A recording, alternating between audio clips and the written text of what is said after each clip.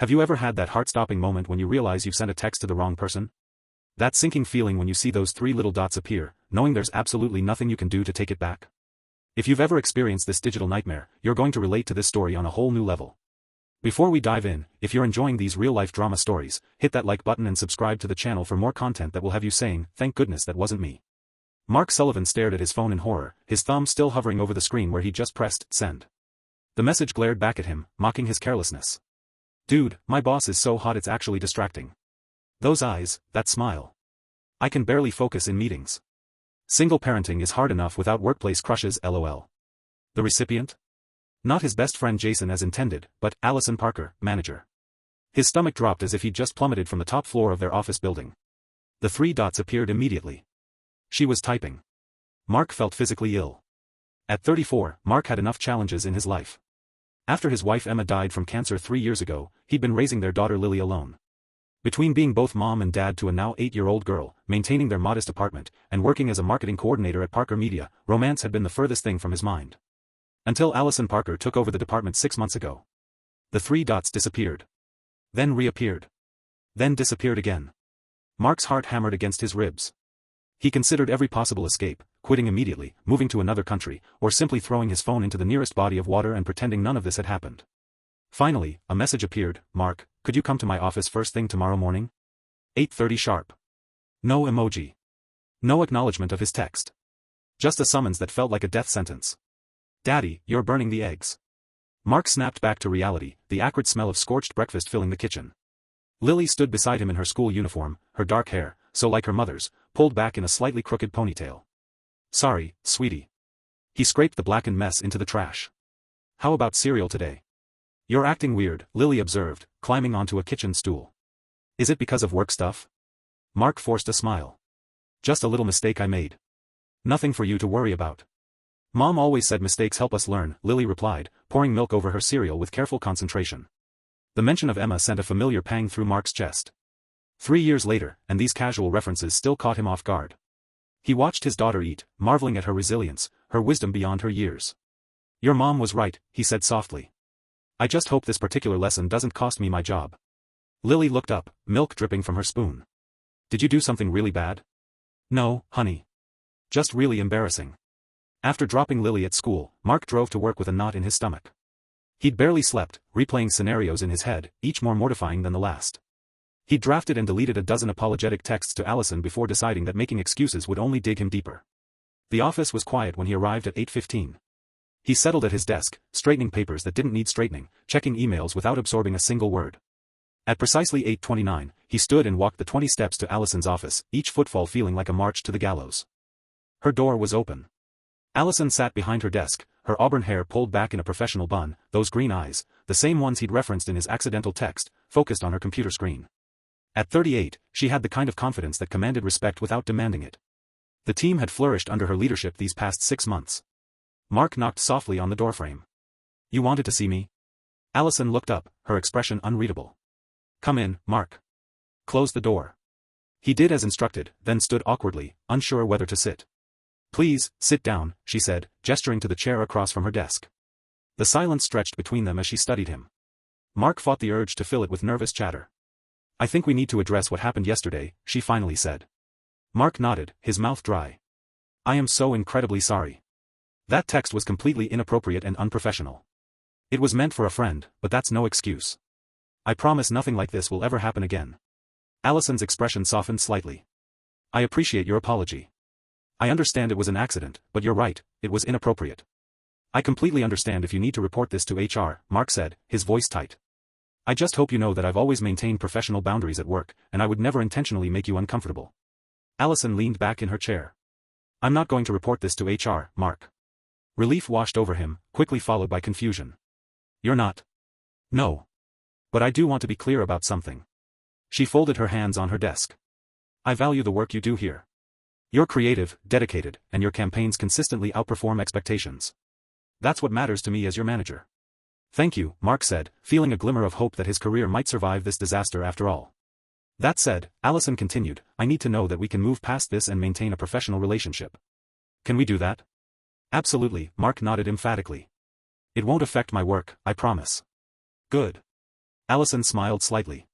Then let's consider the matter closed. Mark stood, relief making him lightheaded. Thank you for understanding. It won't happen again. As he reached for the door handle, Allison spoke again.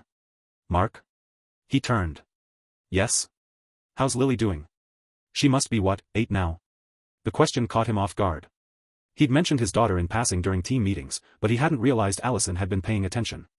She's doing well, thanks. Growing up too fast. Allison nodded. Being a single parent can't be easy. It has its challenges, Mark admitted. But she's worth every one of them. Something flickered across Allison's face, understanding, perhaps, or something deeper. I'm sure she is. That's all, Mark. Have a good day. The next few weeks were excruciating. Mark kept his head down, focusing on his work, speaking only when necessary during meetings. He avoided the break room when Allison was there and took lunch at his desk. The text incident wasn't mentioned again, but it hung between them like an invisible barrier. His friend Jason found the whole situation hilarious. Dude, this is like something out of a sitcom, he laughed over beers one Friday night after Mark had arranged for Lily to have a sleepover at a friend's house. Easy for you to say, Mark grumbled.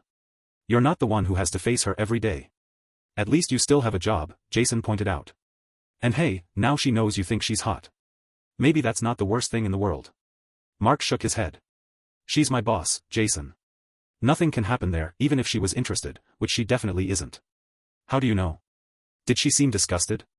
Angry? No, Mark admitted. She was professional. Understanding, even. Jason raised an eyebrow. Interesting. Don't start, Mark warned. I need this job. Lily needs stability. The last thing I should be doing is complicating my work life with, whatever this is. All I'm saying is, you haven't shown interest in anyone since Emma. Maybe this accidental text was your subconscious trying to tell you something. Mark stared into his beer. What, that I'm an idiot who can't tell the difference between my friend's contact and my boss's?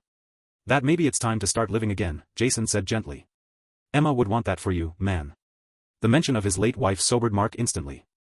It's not that simple. It never is, Jason agreed. But nothing worth having ever is. The following Monday, Mark arrived at work to find an email from Allison. The subject line read, New campaign, your input needed. The message was brief, Mark, I'd like your perspective on the Hartwell account. Can we discuss over lunch today? There's a new cafe that opened down the street. My treat. Allison. Mark read the email 3 times, trying to decipher any hidden meaning. Was this strictly professional? A peace offering? Something else entirely? In the end, he replied with a simple, that sounds great. What time? At 12:30, they walked together to the cafe, making small talk about the weather and an upcoming client presentation. The restaurant was busy but not crowded, with a warm atmosphere and the rich aroma of coffee and fresh bread. Once they were seated and had ordered, Allison pulled out a folder. So, about the Hartwell campaign. They spent the next 30 minutes discussing work, bouncing ideas off each other, finding unexpected common ground on creative approaches. Mark gradually relaxed, remembering why he enjoyed his job in the first place. Allison was insightful, quick-witted, and genuinely interested in his input. As their plates were cleared, the conversation naturally shifted. How did you get into marketing? Allison asked, stirring her coffee. Mark smiled. I actually started in journalism. I wanted to write the great American novel, but then reality hit, along with student loan payments. What kind of novel? Literary fiction with a touch of magical realism, Mark admitted, feeling slightly embarrassed. Very pretentious 20-something stuff. Allison laughed. I'd read it. Trust me, you wouldn't want to. What about you? Always wanted to be in charge? Not exactly, she said. I wanted to be an architect. Designed elaborate houses for my dolls as a kid. But I discovered I had a knack for understanding what makes people tick, what motivates them. Marketing was a natural fit. And now you're running the department. And now I'm running the department, she agreed. Though some days I still feel like I'm making it up as I go along. You hide it well, Mark said. The team respects you. A comfortable silence fell between them. Mark realized with surprise that he was enjoying himself, really enjoying himself, for the first time in a long while. Can I ask you something personal? Allison said suddenly. Mark tensed slightly. Sure. How do you do it? Balance everything as a single parent? The question wasn't what he'd expected. Honestly? Some days I don't. Some days it's takeout for dinner and wrinkled clothes because I forgot to run the dryer. But Lily and I, we're a team. We figure it out together. Allison nodded thoughtfully. My sister is a single mom. 2 boys. I see how hard she works, how much she sacrifices. It's worth it, Mark said simply. I admire that, Allison said, meeting his eyes. The dedication. Something shifted in the air between them. Not romantic exactly, but a new understanding, a connection beyond boss and employee. The check arrived, breaking the moment. Allison reached for it. I meant what I said. My treat. Next time it's on me, Mark said without thinking. Allison smiled. I'll hold you to that. Over the next few months, a new pattern emerged. Weekly lunch meetings to discuss projects turned into conversations that stretched beyond work. Mark learned that Allison had been engaged once but called it off when she realized they wanted different things. She learned about how he and Emma had met in college, their whirlwind romance, and the devastating diagnosis that came just after Lily's 5th birthday. Sometimes I feel guilty, Mark confessed one day as they walked back to the office. When I'm happy, when I'm not actively missing her. Like I'm betraying her memory somehow. Allison considered this. Do you think Emma would want you to feel that way? No, Mark admitted. She made me promise to be happy, actually. Right near the end. Sounds like she was pretty amazing. She was. Mark smiled sadly. But it's still hard to keep that promise sometimes. At work, they maintained professional boundaries. No one on the team seemed to notice anything unusual about their lunch meetings, they were, after all, discussing work projects. But something had undeniably changed. One evening, as Mark was helping Lily with her homework, she looked up from her math problems with a thoughtful expression. Daddy, do you like Ms. Parker? Mark nearly choked on his coffee. What makes you ask that? Lily shrugged. You talk about her a lot. And you smile different when you do. I smile different? Yeah. Like how you smile when you look at old pictures of Mom, but different. Mark set down his mug, unsure how to respond. Ms. Parker is my boss, Lily. We work together. So? Tommy's dad married his boss. He said so at recess. It's complicated, sweetie. Lily rolled her eyes in a perfect imitation of preteen exasperation, despite being years away from adolescence. Grown-ups always say that when they don't want to explain things. Mark laughed. Fair enough. The truth is, I do like Ms. Parker. She's smart and kind and good at her job. But liking someone and, well, other feelings, those are different things. Do you have other feelings? Lily pressed. Mark hesitated. Did he? The accidental text that had started all this hadn't been entirely untrue. He did find Allison attractive. But what he felt now was more complex than that initial physical reaction. He admired her intelligence, her leadership style, her compassion. He looked forward to their conversations, valued her perspective. I don't know, he answered honestly. And even if I did, there are rules about dating your boss. Lily considered this. That's dumb. If you like someone, you should tell them. That's what you always tell me. When did you get so wise? Mark asked, ruffling her hair. I get it from Mom, Lily said confidently, returning to her homework. The casual reference to Emma no longer hurt the way it once had. Instead, it filled Mark with a bittersweet warmth. His daughter carried pieces of her mother with her, in her expressions, her determination, her empathy for others. Emma lived on through Lily, and always would. The annual company holiday party arrived in December, a lavish affair at a downtown hotel. Mark had skipped it the previous 2 years, using Lily as an excuse, but this time Jason had volunteered to babysit. You need adult interaction that doesn't involve sippy cups or Disney princesses, his friend insisted.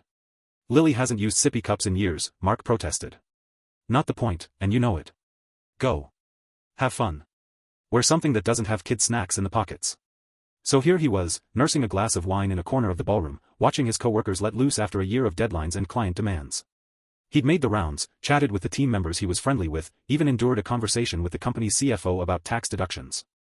He was considering making an early exit when Allison appeared beside him. Hiding? She asked, a smile playing at her lips. Strategic positioning, Mark corrected. Best view of the dance floor from here. Allison laughed. And yet you're not dancing. I save my moves for very special occasions. My daughter's bedroom, specifically, where no one but her stuffed animals can witness them. I find that hard to believe. Trust me, it's better for everyone this way. Allison took a sip of her champagne. She looked different tonight, still professional, but softer somehow. Her hair was down, falling in gentle waves past her shoulders. Her dress was elegant but simple, a deep blue that brought out the green in her eyes. You look nice, Mark said before he could overthink it. Different from work. So do you, she replied. I don't think I've ever seen you in a tie before. Special occasion, he said, gesturing around them. Seemed appropriate. A comfortable silence fell between them as they watched their colleagues on the dance floor. The DJ transitioned from an upbeat pop song to something slower, more romantic. Couples paired off, swaying to the music. Would you like to dance? Allison asked suddenly. Mark blinked in surprise. Are you sure that's a good idea? Office politics and all that. It's just a dance, Mark, she said, though something in her eyes suggested it might be more than that. And technically,